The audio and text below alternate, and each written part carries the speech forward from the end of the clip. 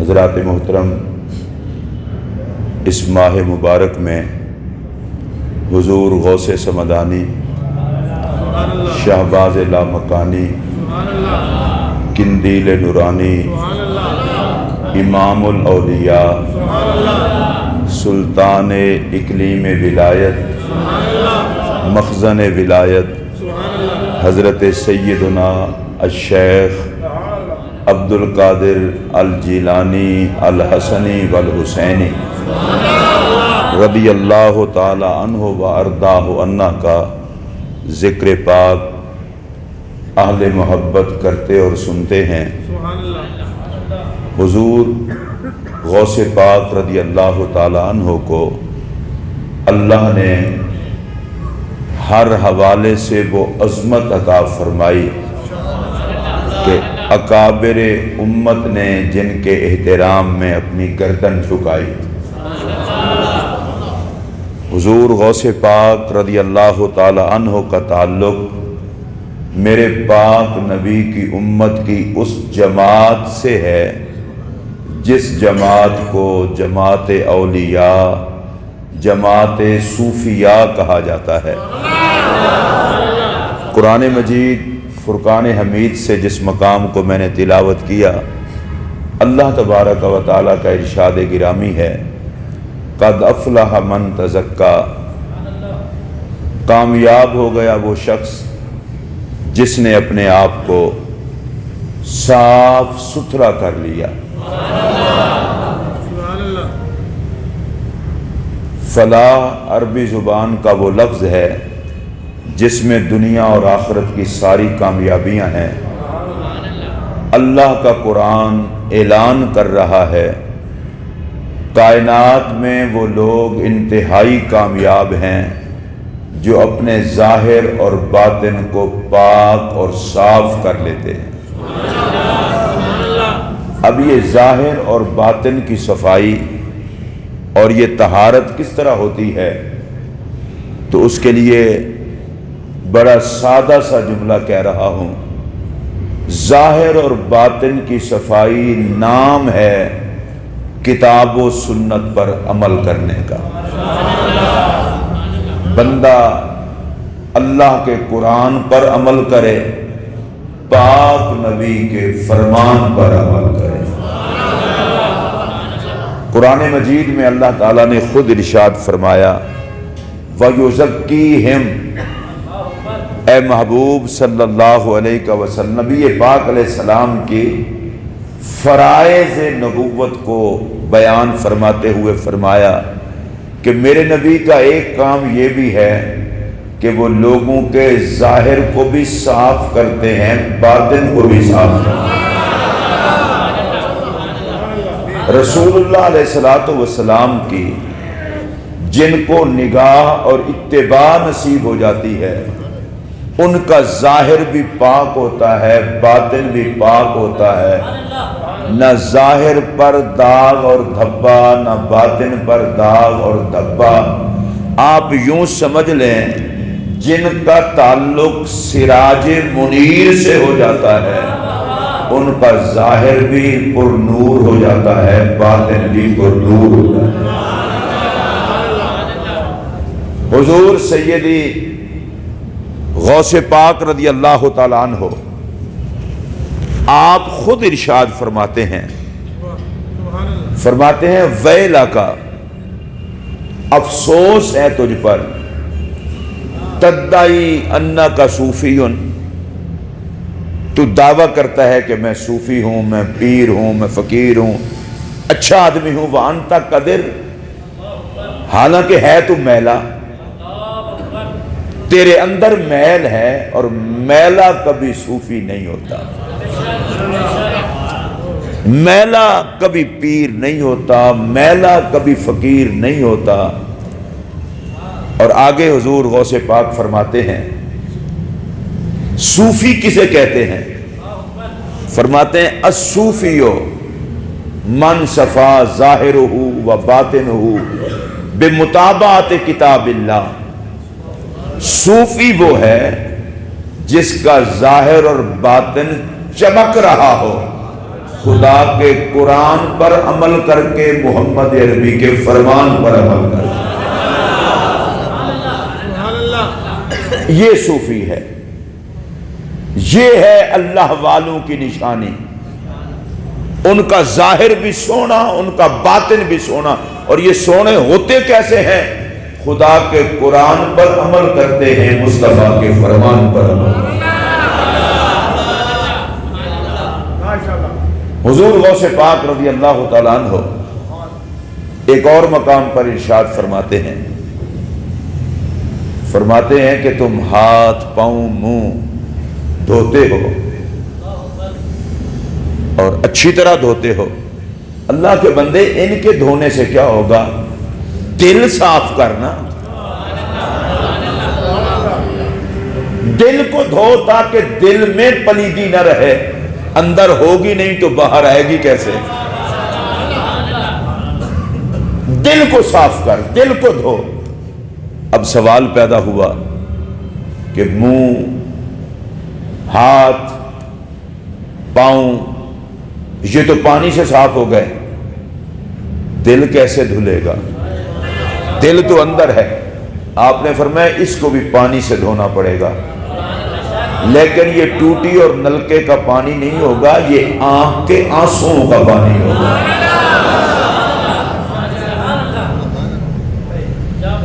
بس خدا کی یاد کر کے رو لے، اپنے دل کو دھو لے۔ نبی اکرم صلی اللہ علیہ وآلہ وبارک وسلم نے ارشاد فرمایا، 7 بندے ایسے ہیں جس دن کوئی سایہ نہیں ہوگا، رب انہیں اپنے خاص سائے میں جگہ عطا فرمائے گا۔ حشر کی دھوپ نہیں لگے گی، گرمی معاشر سے متاثر نہیں ہوں گے۔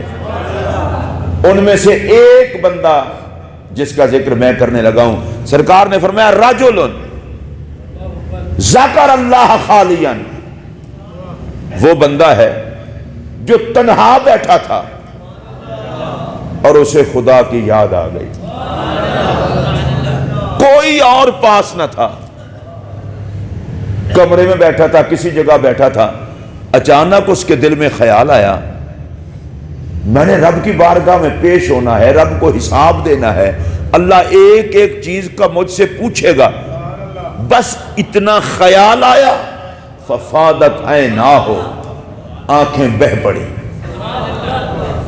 آنسو آ گئے، رو پڑا۔ مالک کہتا ہے تنہائی میں بیٹھ کر مجھے یاد کر کے رونے والے، تجھے حشر کی دھوپ نہیں لگنے دوں گا۔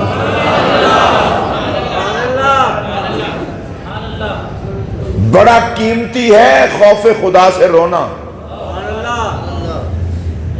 اور میں آپ کو اپنے اور آپ کے پیارے نبی کی یہ دعا بتانے لگا ہوں۔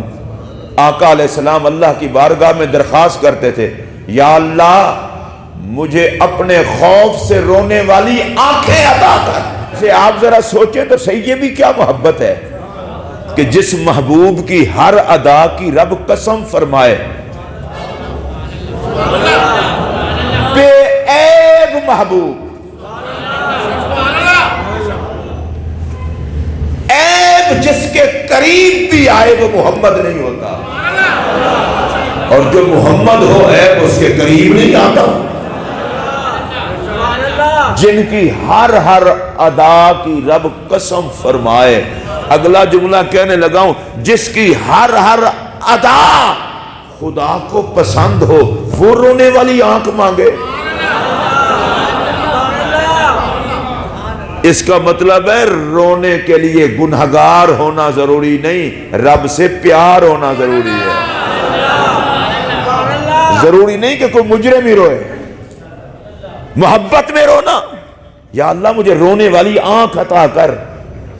اب رونے والی آنکھ قیمتی ہوئی نا، حضور جو مانگ رہے ہیں، اور آقا کی آنکھوں سے آنسو۔ حضور غوث پاک فرماتے ہیں اپنا دل دھو، اور دل دھلے گا آنکھوں کے آنسوں سے، آنسوں بہا دل کو دھو، تیرا دل پاک ہو جائے گا. اندر پلیدی ہو گئی نہیں تو باہر کیسے آئے گی؟ ظاہر اور باطن دونوں کی صفائی جس کو نصیب ہوتی ہے وہ ولی ہوتا ہے، وہ صوفی ہوتا ہے، وہ محمد عربی کا غلام ہوتا ہے. اور یہ جتنے صوفیاء کرام ہیں، میں ان کی بات کر رہا ہوں جن کو اللہ نے مقام ولایت عطا کیا ہے. جاہل بندہ اپنے آپ کو پڑھا لکھا کہنا شروع کر دے، پڑھا لکھا تو نہیں نہ ہو جاتا. کوئی ہو ہی نہ اور اپنے آپ کو پیر فقیر کہنا شروع کر دے، وہ تو نہیں نہ ہوتا. میں پڑھ رہا تھا، حضور غوث پاک فرماتے ہیں آپ سے پوچھا گیا جی پیر کی مسند پر کون بندہ بیٹھے؟ آپ نے فرمایا جس میں 12 عادتیں ہوں، 12 عادتیں. فرمایا 2 عادتیں خدا سے لے. حضور وہ کون کون سی؟ فرمایا رب غفار بھی ہے، ستار بھی ہے. تو پیر کی مسند پر وہ بیٹھے جو ان صفات کا مظہر ہو، معاف کرنا بھی اسے آتا ہو، گناہوں پر پردہ ڈالنا بھی آتا ہو.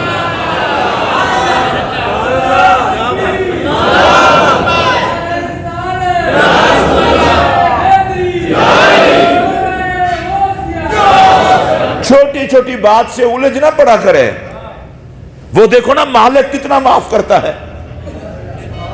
سال ہاں سال کا مجرم ہو اور کہہ دے یا اللہ معاف کر دے، اللہ فرشتوں کو گواہ کر کے کہتا ہے بخشا. دیر ہمارے اندر ہے، ادھر دیر نہیں ہے. میں آپ سے ایک بات پوچھنے لگا ہوں، ایک مرتبہ یا رب کہو یا اللہ کہو، وہ 70 مرتبہ جواب دیتا ہے. کبھی سوچا ہے کہ تیری اوقات کیا ہے اور اس کے کرم کی برسات کیا ہے؟ یہاں بڑے بندے کو سلام کرو، اس کی مرضی سلام جواب دے یا نہ دے. وہ خالق ہو کر مالک ہو کر یہ بھی نہیں دیکھتا مجرم بلا رہا ہے، یہ بھی نہیں دیکھتا محتاج بلا رہا ہے. وہ کہتا ہے نہیں مجھے رب کا ہے. لبیک یا عبدی، لبیک یا عبدی 70 مرتبہ. موجود ہوں نا، کیا چاہیے؟ موجود ہوں نا، موجود ہوں نا، موجود ہوں نا. اگر بندہ شیطان کے چکر میں نہ پڑے تو میں ایک مشورہ دینے لگا ہوں اپنے سمیت، اللہ مجھے اور آپ کو عمل کی توفیق عطا کرے. ارے جس کو ایک مرتبہ پکارو 70 مرتبہ جواب دیتا ہے، دھکے نہ کھاؤ، اس کے در پہ آؤ. وہ تو بڑا کریم رب ہے. فرمایا تو درگزر کرنا رب سے سیکھے. دوسرا پردہ ڈالنا. آپ کو بتائے معراج کی رات نبی اکرم صلی اللہ علیہ وسلم کو اللہ پاک نے جو جبہ عطا فرمایا تھا اور فرمایا تھا یہ اس کو دینا جو اس کا جواب یہ دے. میرے پاک نبی واپس تشریف لائے. پوچھا، کسی نے کوئی جواب دیا، کسی بزرگ نے کوئی جواب دیا. میرے نبی نے مولا علی کو فرمایا علی یہ ولایت کا جبہ ہے، اگر میں یہ تمہیں عطا کروں تو کیا کرو گے؟ کہا آپ کی امت کے گنہگاروں کو چھپا لوں گا.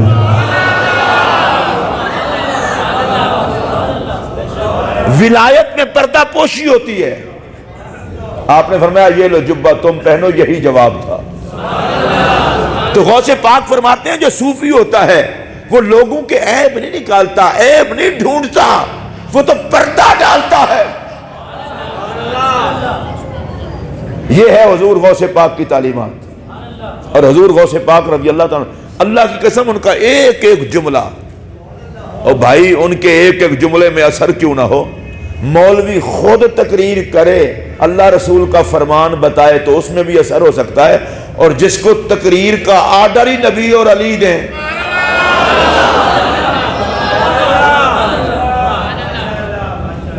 کسی کو مولوی صاحب کو مسجد میں انتظامیہ نے رکھ دیا، اس نے تقریر شروع کر دی. کسی کو استادوں نے کہا تقریر شروع کر دی. اور غوث پاک سارا کچھ پڑھ پڑھا کے پھر بھی تقریر نہ کریں. حضور آ کے فرمائے پتر بولیا کرنا، تقریر کیا کر. جس کی تقریر کو آقا خود شروع کروائے، خود سوچیں اس کی تقریر میں رنگ کیا ہوگا. 7 مرتبہ لعاب دہن عطا کیا آقا نے، 6 مرتبہ کیا مولا علی نے. شہر علم کا لعاب بھی ہو، باب مدینہ العلم کا لعاب بھی ہو، تو غوث اعظم کا خطاب لاجواب کیوں نہ ہو؟ جو بولیں تو ان کی گفتگو میں رنگ نبی بھی ہو، رنگ علی بھی ہو۔